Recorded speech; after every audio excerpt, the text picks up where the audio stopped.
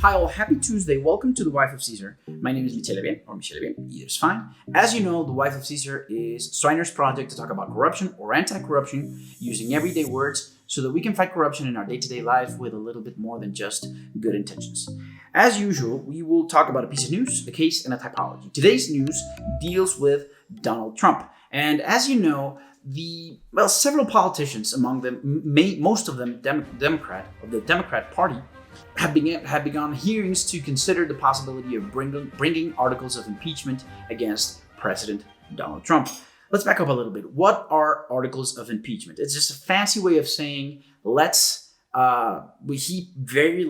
president very likely committed a crime, so let's allow a criminal prosecution of the president, which, if found guilty, will result in his removal from office. So, articles of impeachment. Now, for weeks now, we have, the Democrats have been building on the basis of the accusation brought by a whistleblower that President Donald Trump engaged in a quid pro quo and improper exchange with the president of Ukraine.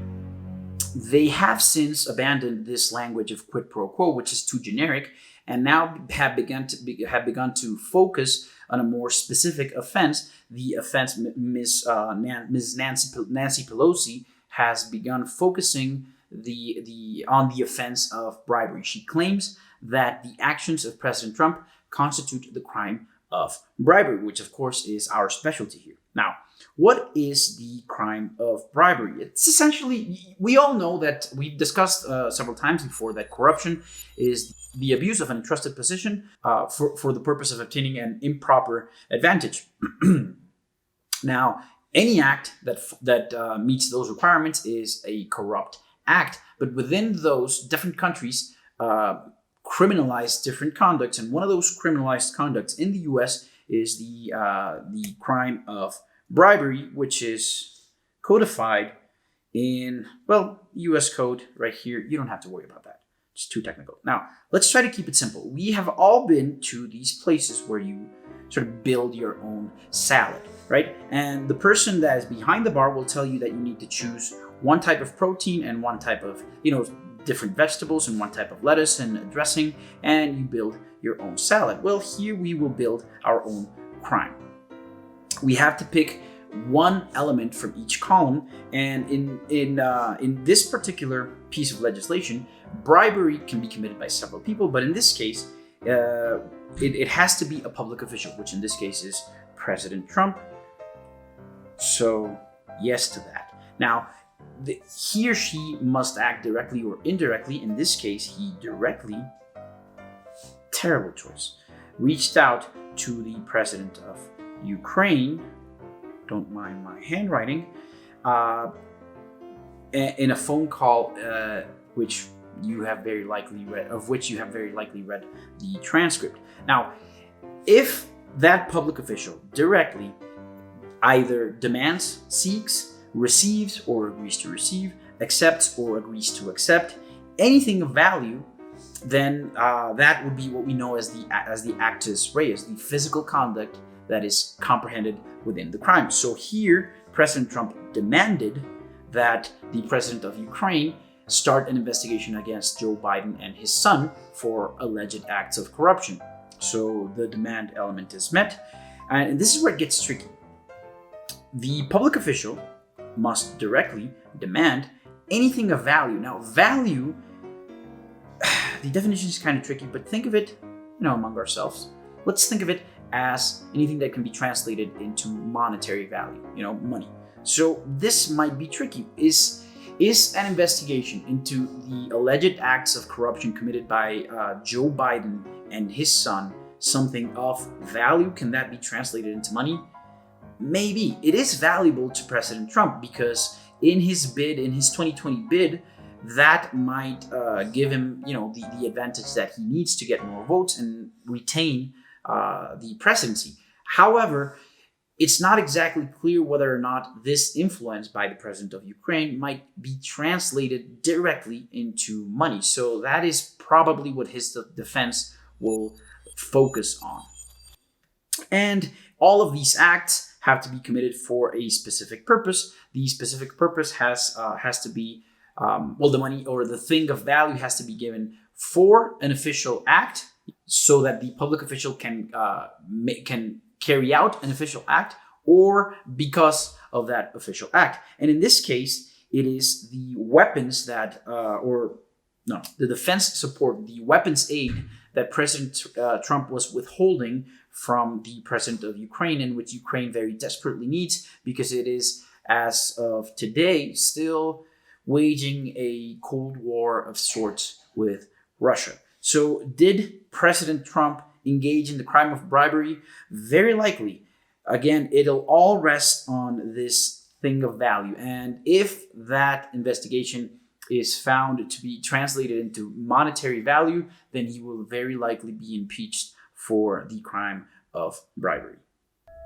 Okay, moving on to the case. As you know, Transparency International, worldwide corruption watchdog, turned 25 this year, and they released a list of the 25 most iconic cases of corruption in their view. And we are doing a rundown of that list. Today, we have to talk about the You Stink scandal in Lebanon.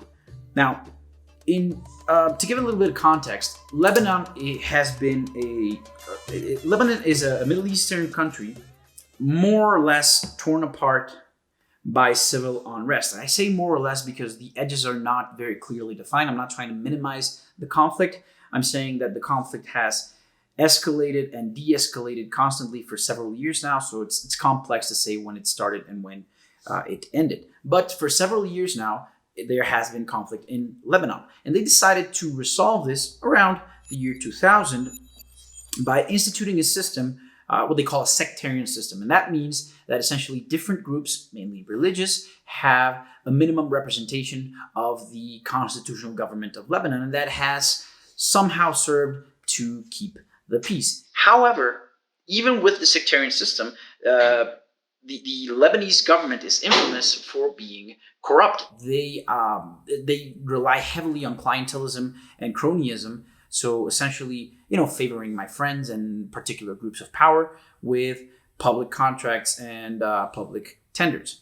This all exploded in 2015 when the company that was in charge of garbage disposal in Lebanon, in the main cities of Lebanon, simply stopped collecting garbage. Now, this happened because the government licensed this company to use a particular landfill, and the company negligently exceeded the limits of the capacity of that landfill. So essentially, a landfill, as most of you know, is just a hole in the ground where we hide our garbage. And this company filled that hole to the brim, and even though it was full, they continued to dump garbage into the landfill just because, it was profitable. They hid this from the government, and when that emerged, the government forced them to, they put their concession on hold, and the company simply stopped collecting garbage for 3 months. Now, I don't know if you have any idea. You can look up the pictures,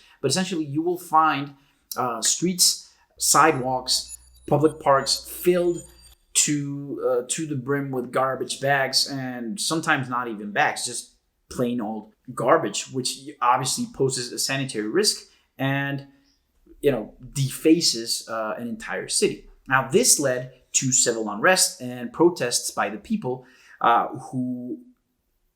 different people and different groups demanded different things, and the extent of the things that they demanded varied widely. Some people just wanted, to make public manifestations, and some people demanded a constitutional overhaul of the government, but they all did it. They all did it under the flag #YouStink. Now, the government eventually held out tenders for the concession of the garbage collection system, and eventually the problem got resolved, but it wasn't fast or deep enough, and the unrest lingered. So much so that this civil unrest led to people by publicly denouncing acts of corruption, which eventually led to the protest, well, contributed to the protests in Lebanon that we are seeing today. The result is that the civil society in general is demanding a constitutional overhaul of the government because they feel that their country is essentially a failed state. Okay, moving on to the typology.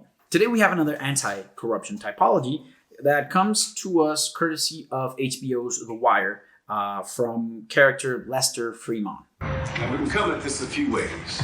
First thing is we need the names of all front companies, limited partnerships, LLCs, and all that. LLCs?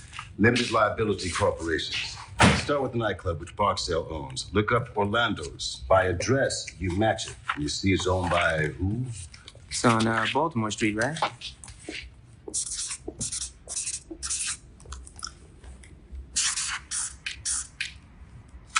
Got it.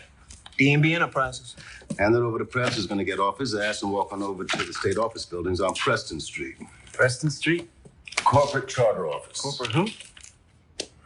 They have the paperwork on every corporation and LLC licensed to do business in the state. You look up D&B Enterprises on the computer, you're going to get a little reel of microfilm. Pull the corporate charter papers that way. Write down every name you see. Corporate officers, shareholders, and more importantly, the resident agent on the filing, who is usually a lawyer. While they use front names, as corporate officers, they'll usually use the same lawyer to do the charter filing. Find that agent's name, run it through the computer, find out what other corporations he's done the filing for, and that way we find other front companies. Well, while he's doing that, what do I do? You're going to keep your head in this here assessment book. Look up any properties that you can connect to Barksdale. How do you know it connects to Barksdale, right? For one thing, you work off of what Prez gets you from the corporate charter documents. Whatever companies he links to Barksdale or people connected to Barksdale, you look for those companies in the city land records. Huh? For example, McNulty said that he heard that Barksdale owned an apartment building up on Druid Park Lake. You look up all the blocks on Reservoir Hill. See if there's anything owned by D&B Enterprises or any other company that Prez finds through corporate charter or anything similar. If you find something that fits, you write down the folio number so that you can look it up later at the courthouse. You don't find anything, just take the names of all the corporate listings for the multi-units near the lake. You call that list over to Prez, who pulls the charter papers, and he'll look for connections. This is like a scavenger hunt. Yeah, but what if Barksdale is careful? I mean, what if we can't find his name on anything? In this country, somebody's name has got to be on a piece of paper. A cousin, a girlfriend, a grandmother, a lieutenant he can trust. Somebody's name is on a piece of paper. And here's the rub. You follow drugs, you get drug addicts and drug dealers. But you start to follow the money, and you don't know where the fuck it's going to take you. Okay, this was all very confusing, but what Mr. Fremont, what Lester was expertly explaining is how to hunt down shell companies. Okay, we talked about shell companies in other episodes. They are essentially paper companies or companies that only exist on paper, but that don't really do a lot of business. Now, in this particular scenario, they were chasing a drug dealer, a major drug dealer in Baltimore. Now, they found that he operated out of a nightclub. And they did searches and found that that nightclub was owned by a company. So Lester very expertly asks his detectives to reach out or to visit the corporate register, which is a government office, in which it's essentially an archive, and it's a huge list of what companies exist and who owns those companies. And he tells his detectives to search the register for the company that owned the nightclub, but specifically to look at the charter papers, which is the official filings that were carried out or made when the company was first created. And he tells them to look out for a human person, what they call a filing agent, which is the person that physically takes the papers and asks the government, please take note that this company now exists. Now, this person tends to be a lawyer. And because criminals, as much like every other person, tend to look for the easiest way out or out of things, they tend to use the same attorneys to file multiple companies. So now the search turns toward all of the different companies that this person created or registered, and that will yield a list of several companies. These companies may or may not be connected to our drug dealer. Now, they heard that, through investigations, that drug dealer owned property in a particular place in town. So what they do is now they go to the city property register and look for different properties, and they might find that a few lots are registered to maybe a few of these companies. And now we understand that the drug dealer in question is very likely controlling these companies, and that these companies in turn control these properties.